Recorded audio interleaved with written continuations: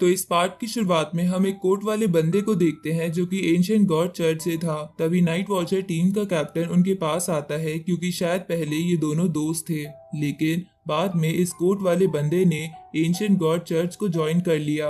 अब वो कोट वाला बंदा कैप्टन से कहता है कि तुमसे मिले हुए बहुत टाइम हो गया और मुझे माफ कर देना, मैं पिछले टाइम बिना बताए चला गया था। ये सुनकर कैप्टन टेबल पर सिटी में घूम रहे सभी एंशियंट गॉड चर्च के मेंबर की इमेजेस फेंकता है और बोलता है तुम पिछली बार तो भाग गए थे, लेकिन अब की बार तुम में से कोई भी नहीं भाग पाएगा। जिस पर वो कोट वाला बंदा कहता है कि अगर तुम थोड़ा सा लेट हो जाते तो हमारे लिए सब चीजें आसान हो जाती। अब हम पिछले दिन का सीन देखते हैं जब उन कैंडिडेट्स की बसों पर मिसाइल से अटैक हुआ था, जिसके कारण वहां बहुत बड़ा धमाका होता है।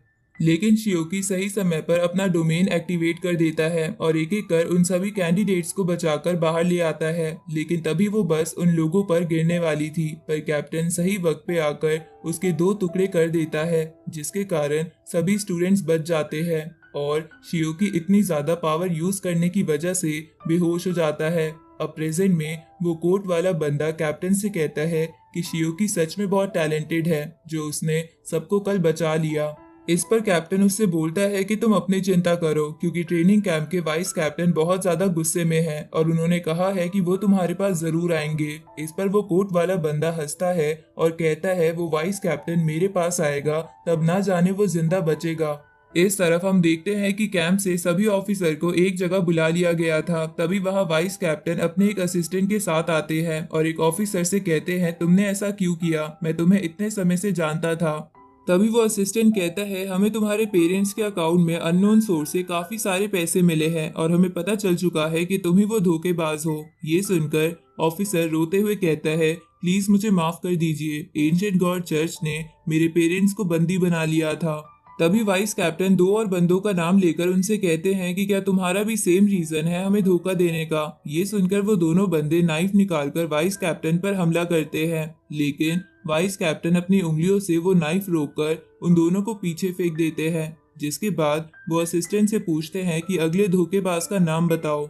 इस पर वो असिस्टेंट बोलता है हमें हेडक्वार्टर से 3 ही धोखेबाजों की खबर मिली थी। तभी ऑफिसर बोलता है अगले धोखेबाज तुम हो, क्योंकि जब ड्रोन चैलेंज चल रहा था तब उन ड्रोन्स के इंचार्ज तुम ही थे और तुम ही ने उसमें गड़बड़ की थी। उसी वक्त वो असिस्टेंट ये सब कबूल कर लेता है और कहता है कि उसने ऐसा इसलिए किया था क्योंकि वो एंशिएंट गॉड चर्च के एक मेंबर के काबू में था। इधर प्रेजेंट में वो कोट वाला बंदा कैप्टन से कहता है कि शियोकी को तुमने कहाँ छुपाया है, उसकी लोकेशन हमें बता दो, वरना सिटी में जितने भी एंशिएंट गॉड के मेंबर घूम रहे हैं वो तुम्हारे गैंग को खत्म कर देंगे।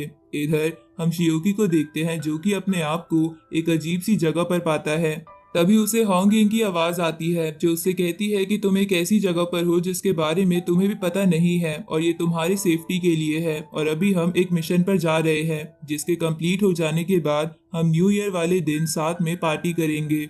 इधर हम होंग यिंग और नाइट वॉचर के बाकी टीम को देखते हैं जो सब एंशिएंट गॉड चर्च के मेंबर से फाइट कर रहे थे, जहां वो सब अपनी यूनिटी की वजह से उन लोगों को बराबर की टक्कर दे पा रहे थे। साथ ही कुछ आर्मी ऑफिसर्स भी उनका इसमें साथ दे रहे थे। अब इधर होंग यिंग अपने ओपोनेंट को खत्म कर देती है, लेकिन तभी उसके पास वही बंदा आता है जिसने ड्रोन चैलेंज के दौरान शियोकी पर हमला करा था। इस तरफ शियोकी उस जगह से बाहर निकलने का दरवाजा ढूंढने लगता है, लेकिन उसे कोई दरवाजा नहीं मिलता। दूसरी तरफ कैप्टन उस कोट वाले बंदे से कहता है कि तुम मेरे टीम की चिंता मत करो, तुम अपनी चिंता करो कि क्या आज तुम जिंदा बच पाओगे। इस पर वो कोट वाला बंदा कहता है कि तुम खामखा शियोकी की चिंता कर रहे हो, क्योंकि वो बहुत टैलेंटेड है जिसकी हमें तारीफ करनी चाहिए। अगर तुम्हें यकीन नहीं आता तो तुम मुझसे शर्त लगा लो, जिस जगह तुमने उसे कैद कर रखा है वो उस जगह से बाहर निकल आएगा। इस तरफ शियोकी उस मेंटल हॉस्पिटल में जाता है जहां उसके साथ यी फाई था। अब शियोकी मेंटल हॉस्पिटल के दूसरे रूम को ओपन करता है जहां उसे एक बहुत बड़ी लाइब्रेरी दिखती है। तभी उसे एक बंदा कहता है कि आखिरकार तुम यहाँ आ ही गए। ये सुनकर शियोकी सोचता है कि क्या इसे पता था कि मैं यहाँ आने वाला हूँ। तभी शियोकी उस बंदे के ऊपर शो हो रही स्क्रीन को देखता है जिससे उसे पता चलता है कि इसका नाम मर्लिन है, जो कि एक इंग्लिश माइथोलॉजी का महान जादूगर है। साथ ही इसने किंग अर्थर को भी किंग बनने में मदद की थी। ऊपर से लोगों का मानना था कि ये सिर्फ जादू ही नहीं कर सकता बल्कि फ्यूचर को भी प्रिडिक्ट कर सकता है, इसलिए इसे मैजिक और विजडम का गॉड कहा जाता है। इसके बाद शियोकी सोचता है कि मैंने पहले इस मेंटल हॉस्पिटल का पहला दरवाजा खोला था तो उससे नाइक्स निकली थी जो कि ग्रीक माइथोलॉजी की गॉड है, और दूसरे दरवाजे में मर्लिन निकला है जो कि इंग्लिश माइथोलॉजी का गॉड है। तो हो सकता है हर रूम में एक दूसरे माइथोलॉजी का गॉड हो, और हो सकता है कि इनमें से किसी रूम में हमारी कंट्री का भी गॉड हो। तभी ये फाइव मर्लिन को देखकर कहता है कि फर्स्ट रूम में तो नाइक्स थी जो कि एक लेडी थी, पर ये तो एक आदमी है। तभी मर्लिन अपना अपीयरेंस चेंज करके एक लड़की में बदल लेता है। ये देखकर यीफाई हैरान हो जाता है तो शियोकी उससे कहता है कि ये एक लेजेंडरी मैजिशियन है, इसलिए ये किसी भी चीज में बदल सकता है। ये चाहे तो तुम्हारे फादर में भी बदल जाएगा। तभी मर्लिन एक स्नेक में बदल जाता है क्योंकि नंदा डीमन का फादर एक स्नेक ही था।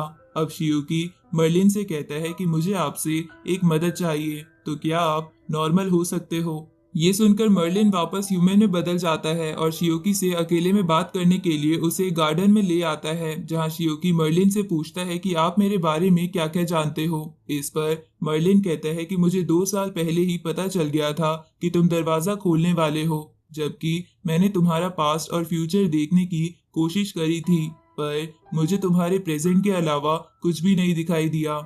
ये सुनकर शियोकी मर्लिन से पूछता है कि आपको मेरे प्रेजेंट में क्या दिखाई दिया, जिस पर मर्लिन कहता है कि तुम एक जगह पर कैद हो जहां से तुम बड़ी मुश्किल से निकल सकते हो, और तुम्हें यहां जानबूझकर कैद किया गया है क्योंकि बाकी लोग तुम्हारी प्रोटेक्शन करना चाहते हैं और उसी के लिए काम कर रहे हैं। ये सुनकर शियोकी मर्लिन से पूछता है कि क्या आप मेरे यहाँ से निकलने में मदद कर सकते हो। इस पर मर्लिन कहता है कि तुम इतनी जल्दबाजी मत करो, वरना तुम बहुत बड़ी मुसीबत में पड़ जाओगे और तुम्हारी एक गलत कदम से सब कुछ खत्म हो जाएगा।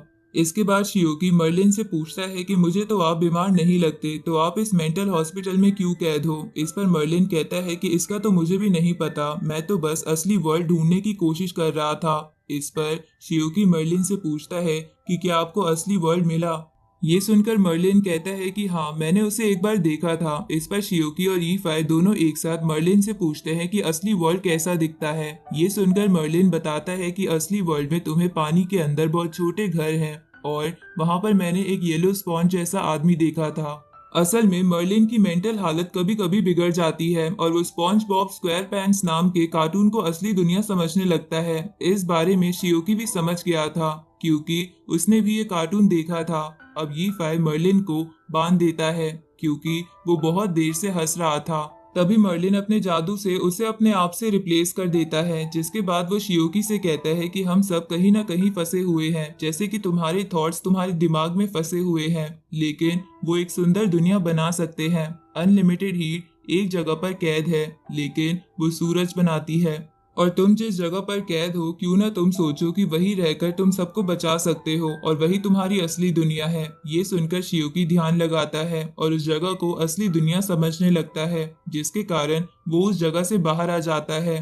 तभी वो अपने हाथ में बॉल जैसी चीज देखता है जो कि मर्लिन ने उसे गिफ्ट करी थी। उसी वक्त वो एक बिल्डिंग में बहुत तेज धमाका देखता है और उसकी तरफ जाने लगता है। इस तरफ वो धमाका उसी बिल्डिंग में हुआ था जिसमें बाइली और युआन रुके हुए थे और उन पर किसी ने अटैक कर दिया था। इसी वजह से ये धमाका हुआ था। अब बाइली अपनी मैजिकल रोप की मदद से उन दोनों को हवा में पकड़ लेता है, लेकिन तभी उन पे हमला करने वाला उनको नीचे गिरा देता है। तभी बाइली उस हमले करने वाले बंदे से कहता है कि मुझसे 100 मिलियन ले लो पर यहाँ से चले जाओ। पर वो बंदा कहता है कि हमें तुम्हें मारने के ऑर्डर्स मिले हैं और वो हम करके रहेंगे। अब वो अपनी मसल्स को और टाइट कर लेता है, जिसके कारण वो बहुत ज्यादा ताकतवर हो गया था। तभी वो बाइली पर हमला करता है, जहाँ बाइली उसे रोकने की कोशिश कर रहा था, लेकिन उसकी बनाई हुई शील्ड टूट जाती है। इसके बाद वो किलर लगातार बाइली पर हमला करने लगता है, जिसके डर से बाइली इधर उधर भाग रहा था। तभी वहां एक और किलर आ जाता है, जिसे रोकने के लिए युआन एक स्पून का यूज कर रहा था। तभी वो युआन से कहता है कि तुम स्पून का यूज क्यों कर रहे हो, मैं ही तुम्हें एक तलवार दे देता हूँ। ये सुनकर युआन खुश हो जाता है, तो वो किलर युआन की तरफ तलवार फेंकते हुए कहता है कि अगर तुम इसे रोक पाए तो ये तुम्हारी हुई। तभी बाइली पर हमला करने वाला बंदा उसे हवा में फेंक देता है, लेकिन तभी बाइली का गोल्डन बर्ड उसे वहां से बचाकर जाने लगता है। लेकिन तभी एक तीसरा किलर अपने एरो से उस गोल्डन बर्ड को तबाह कर देती है, जिसकी वजह से बाइली नीचे गिरता है और वो दूसरा किलर भी युआन को पीट रहा था और युआन मॉन्स्टर में बदलना भी नहीं चाहता था क्योंकि वो शहर के लोगों को नुकसान नहीं पहुंचा सकता था। उसी वक्त वो तीनों किलर बाई ली पर हमला करते हैं, पर तभी वहां शियोकी आ जाता है और मसल वाले बंदे को बेहोश कर देता है, जिसके बाद वो उस तलवार वाले बंदे से लड़ने लगता है। तभी उस पे वो एरो वाली लड़की भी हमला करने लगती है, तो शियोकी तेजी से उसके पास जाने लगता है। तो वो एरो वाली लड़की बहुत ज्यादा डर जाती है और बोलती है कि प्लीज मेरे दोस्त मुझे जल्दी से यहाँ बचाने आ जाओ, लेकिन शियोकी उससे झूठ बोल देता है कि मैं तुम्हारे दोस्त को तो पहले ही मार चुका हूँ। ये सुनकर वो एरो वाली लड़की बहुत ज्यादा इमोशनल हो जाती है क्योंकि वो उसके पैरेट डोर्स उसके लिए बहुत कीमती थे। अब उस लड़की को गुस्सा आ जाता है और वो बोलती है कि जिस आदमी ने तुम्हें मारा है मैं उस आदमी को मारकर तुम्हारा बदला लूंगी। अब वो लड़की कई सारे क्लोन्स बनाकर शियोकी पर एरो से अटैक करने लगती है। साथ ही उसने आसमान पर एक फॉर्मेशन बना दी थी जिसमें से एरोस निकलकर शियोकी पर गिर रहे थे, लेकिन शियोकी उन सभी एरो से बच पा रहा था। ये देखकर वो लड़की कहती है कि ये कैसे हो सकता है, मेरे लेवल तो तुमसे काफी ज्यादा है, तो तुम मेरे अटैक से इतने आसानी से कैसे बच पा रहे हो। जिस पर शियोकी उससे कहता है कि रात में तुम मुझसे कभी नहीं जीत सकती। असल में शियोकी नाइक्स की पावर का यूज कर रहा था। आगे इसके बाद शियोकी उस लड़की को बेहोश कर देता है। फिर शियोकी बाइली और युआन के साथ रेस्टोरेंट में नूडल्स खाने आता है, जहां बाइली बड़ी बड़ी फेंक रहा था कि अब तक मुझ पर 800 किलर ने हमला कर रखा है, इसलिए किलर मेरे लिए कोई बड़ी बात नहीं है, बस एक बार मेरे बॉडीगार्ड्स यहाँ आ जाए तो सब कुछ ठीक हो जाएगा। उसी वक्त वहां पर किंगजू अपने दोस्तों के साथ आ जाता है और उन तीनों को साथ में देखकर पहले तो वहां से जाने की सोचता है, पर फिर वो शियोकी के पास जाकर उसे बस वाले एक्सीडेंट से बचाने के लिए थैंक यू बोलता है। साथ ही वो शियोकी से बोलता है कि अगर तुम्हें मेरी मदद की जरूरत पड़े तो तुम मुझे बता देना। ये सुनकर शियोकी उससे कहता है कि मुझे तुम्हारी एक मदद तो चाहिए। अब वो उसे बाइली और युआन को लेकर एक लव होटल आ जाता है, जिसे देखकर किंगजू बोलता है कि जिस तरह की तुम्हें मदद चाहिए वो मैं नहीं कर सकता हूँ। ये सुनकर शियोकी उससे कहता है कि मैं चाहता हूँ कि तुम इस लव होटल में छुपकर इन दोनों को प्रोटेक्ट करो। अब ये बोलकर शियोकी वहां से चला जाता है, जिसके बाद युआन और बाइली किंगजू को होटल के अंदर ले जाते हैं। अब इसी के साथ ये पार्ट यहीं पर खत्म हो जाता है।